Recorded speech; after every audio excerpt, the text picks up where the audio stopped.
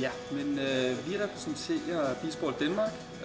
Vi har lavet strandfodboldstævne ude på Amager Strand og har lavet andre aktiviteter i relation til strandfodbold, blandt andet også sammen med DGI Open, hvor at der var både strandfodbold og beachvolley, og det har været åbent for alle, både børn og unge og voksne.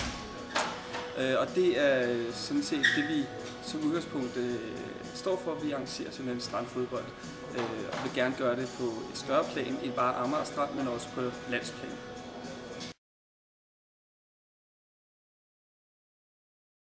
Det er klart, at det vil have kæmpe betydning for Beachball Danmark, at der kommer en hal i Holbæk.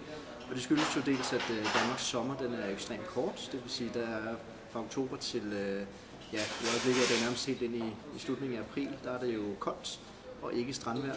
Og da beachfodbold spilles på stranden, eller beach soccer spilles på stranden, så er vi afhængige af, at man kan gå indenfor for at spille den her sport resten af året, ellers så bliver det aldrig udbredt i Danmark. Så derfor er vi meget afhængige af, at der egentlig kommer en hal, og vi vil meget gerne støtte det her fremragende projekt. Altså først og fremmest så vil vi bruge den til at lave nogle træninger for børn og unge og også såvel som voksne. Og det skal både være dem, der er i klubregi og uden for klubregi. Det vil sige, det er også ungdomsinstitutioner eller alle i den aldersgruppe, som har lyst til at benytte hallen til at spille noget strandfodbold. Og i den forbindelse vil vi også lave nogle organiserede stævner, så der ikke kun er træning, men også stævner, hvor man kan gøre sig bedre og se, så dem, der har lidt konkurrencelyst, de kan også ligesom konkurrere mod hinanden.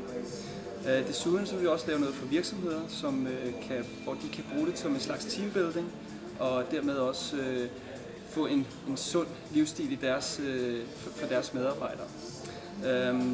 Desuden er vi også åbne for eventuelle turister, der skulle komme forbi i området, så der er ikke rigtig nogen begrænsning. Vi vil bare gerne, at den her hal bliver brugt til at bliver benyttet til at forbedre muligheden for strandfodbold i Danmark. Så det vil være en fremragende løsning til det formål.